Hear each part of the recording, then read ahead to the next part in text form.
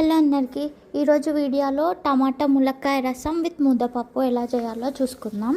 So first పప్పు ఉడకబెట్టుకోవాలి. అలాగే టమాటాలు కూడా వేరే గిన్నెలో ఉడకబెట్టుకొని టమాటాలు కొంచెం గుజ్జులాగా తీసి ఒక గిన్నెలో దాని రసం పెట్టుకోవాలి.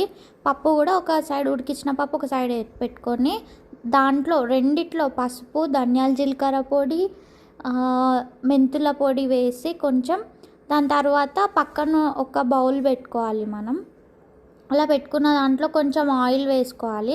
ఆయిల్ హీట్ అయ్యేలోపు ఈ 2 పప్పులో ఇంకా రసంలో కొంచెం ఉప్పు వేయాలి. ఓన్లీ రసంలో కొంచెం చక్కెర వేయాలి. అలా వేసిన తర్వాత హీట్ అయిన ఆయిల్లో ఆవాలు, జీలకర్ర, కొంచెం ఇంగువ, పచ్చిమిర్చి, కొత్తిమీర వేసి అది పప్పులో వేసేసి కలుపుకోవాలి. నెక్స్ట్ మళ్ళీ అదే బౌల్లో కొంచెం నూనె, ఆవాలు, జీలకర్ర, కొంచెం ఇంగువ, అలాగే పక్కన పెట్టుకున్న ములక్కాయలు, కల్లెమాకు, మిరపకాయలు అన్నీ వేసి కొంచెం వేగించుకోవాలి.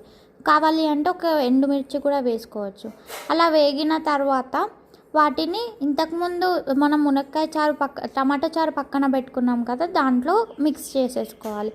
మిక్స్ చేసి దాంట్లో కొంచెం పప్పు యాడ్ చేసి పక్కన మసలడానికి పెట్టేసేయాలి.